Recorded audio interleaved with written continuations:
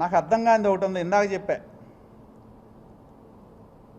వాళ్లే హాస్పిటల్కి వెళ్ళి ట్రీట్మెంట్ ఇవ్వకుండా కేసులు మా మీద తొయ్యాలనేది నాకు ఇంకోటి కనపడుతుంది వీళ్ళ స్టేట్మెంట్లన్నీ చూస్తుంటే. ఎందుకంటే ఈ మధ్యనే చూసాం వాళ్ళ నాయకుడి ప్రవర్తన. ఏది, తన కారు కింద మనిషి చనిపోతే తీసి పక్కన పడేసి వాళ్ళ నాయకులు చక్కగా పర్యటన జరుపుకొని మళ్ళీ వాళ్ళ భార్యను తీసుకొచ్చి సర్టిఫికేట్ తీసుకునే గొప్ప చరిత్ర ఉన్న నాయకుడు జగన్మోహన్ రెడ్డి. మళ్ళీ పైగా వాళ్ళ చేత ఏంటి, అంబులెన్స్లో ఏదో జరిగినట్టు కారు కింద పడి మనిషి చనిపోతే చనిపోయిన వ్యక్తి భార్యని తీసుకొచ్చి నాయకులు నుంచోబెట్టి సోకాల్డ్ గ్యాంగ్ ఆఫ్ క్రిమినల్స్ నుంచొని ఆమె చేత అంబులెన్స్లో ఏదో జరిగిందని చెప్పే ప్రయత్నం ఏదైతే ఉందో దాన్ని బట్టి వీళ్ళ యొక్క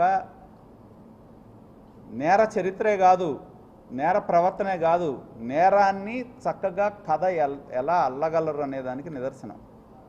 అంటే చంపి కూడా బయటకు వచ్చి మేము ఉత్తములని చెప్పుకునే పరిస్థితి వాళ్ళకుంది. కాబట్టి నేననేది ఏంటంటే, నాకున్న సమాచారం ప్రకారం సోకాల్డ్ అప్పిరెడ్డి, మరి నిన్న మొన్న వచ్చిన పొన్నవోలు సుధాకర్ రెడ్డి కూడా ఇది నేను వాళ్ళనే ఎంచుతా వీళ్ళనే ఎంచుతా అని చెప్తున్నాడు. ఆయన మాటలు కానీ, అమ్మటి మురళీకృష్ణ కానీ నాకున్న సమాచారం ప్రకారం హాస్పిటల్లో ఎవరైతే ఉన్నాడో, ఏ విధంగా అయితే ప్రాథమిక వైద్యం వాళ్ళ నాయకురాల ఆసుపత్రికి తీసుకెళ్ళి సరైన వైద్యం అందించకుండా అతని పరిస్థితి విషమంగా ఉండే విధంగా తయారు చేశారో, అదేవిధంగా హాస్పిటల్లో ఏదో ఒక రకంగా వాళ్లే ప్రాణాలు తీసి మా మీద నెట్టే కుట్ర కూడా చేస్తున్నారనేది మాకున్న సమాచారం. ఎందుకంటే జగన్మోహన్ రెడ్డి గారి పర్యటన చూసాం కదా, ఆయన కారు కింద మనిషి చనిపోతే ఏ విధంగా దాన్ని తీసుకొచ్చి ఆమెను తీసుకొచ్చి వాళ్ళ చేత మాట్లాడిచ్చారో, ఎంతకైనా సమర్థులు వాళ్ళు. కాబట్టి వీళ్ళ స్టేట్మెంట్లు అన్నీ చూస్తే మాకు అర్థమవుతుందంటే ఒక కుట్ర జరుగుతుంది. అతనికి ప్రాణాపాయ పరంగా క్రిటికల్ పరిస్థితుల్లో ఉన్నాడు కాబట్టి వాళ్లే ప్రాణం పోయేటట్టు చేసి మా మీద దాన్ని హత్య నేరం మోపే కుట్ర జరుగుతుందనేది మాకున్న సమాచారం. దాని మీద పోలీసు యంత్రాంగం సమగ్రమైన విచారణ జరపాలని చెప్పి మేము డిమాండ్ చేస్తూ ఉన్నాం. ఎందుకంటే మనకు తెలుసు, ఇందాక నేను చెప్పా, జగన్మోహన్ రెడ్డి గారు కారు కింద పడితే నాకు చెప్పడం ఏంటంటే అనధికారమైన సమాచారం ప్రకారం ₹1 కోటి చేతులు మారినాయి అని చెప్తున్నారు. ఎవరికైనా కానివ్వండి, వాళ్ళ సానుభూతి పరులైన కొంతమంది ఉద్యోగులు కేసు కథ అల్లటానికి, కేసు నేరేట్ చేయటానికి, ఏది జగన్మోహన్ రెడ్డి కారు కాదు పలానా కారు అక్కడ ఉందని చెప్పడం, దాన్ని తీసుకురావడం, తర్వాత అసలు వీడియోలు బయటకు వచ్చిన తర్వాత జగన్మోహన్ రెడ్డి కారు అని నిర్ధారించడం,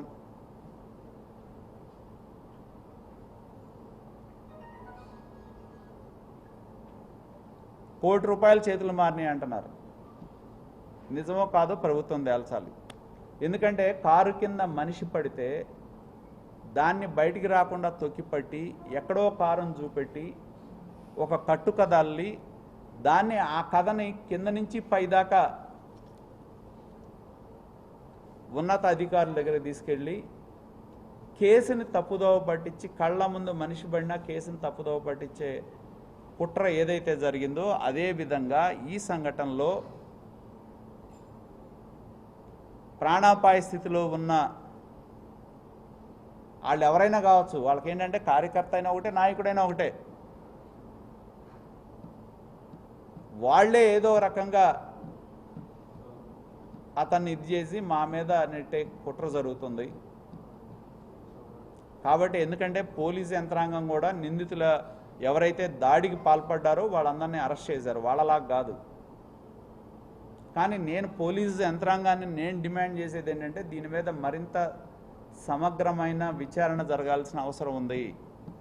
వైకాపాకి సంబంధించిన 5 కార్యకర్తలు, దాడికి గురైన బొనిగెల నాగమల్లేశ్వరరావుతో సహా 4 అక్కడ ఎందుకున్నారు, దేనికోసం ఉన్నారు? బండ్లమూడి అశోక్ కానీ మా మండల పార్టీ యొక్క, ఇప్పుడు ఇందాక నేను చెప్పానే అశోక్ అనేవాడిని పెట్రోల్ పోసి చంపాలని, వాళ్ళ దీనిలోనే ఉంది, పెట్రోల్ పోసి చంపాలి అశోక్ని. అదే అశోక్ అక్కడ ఉంది ట్రాక్టర్ బాగు చేయించుకోవడానికి. సో అప్పుడు సాధ్యపడలేదు కాబట్టి ఇప్పుడు పెట్రోల్ పోసి చంపుదామని వచ్చారా? అంతే కదా మరి. ఆ రోజే మీరు అతన్ని పెట్రోల్ పోసి చంపాల్సిందని మీరు రాతలు రాసిన వాళ్ళు, మీరు మాట్లాడుకున్న వాళ్ళు, ఇదంతా వైకాపా గ్రూప్ ఇది.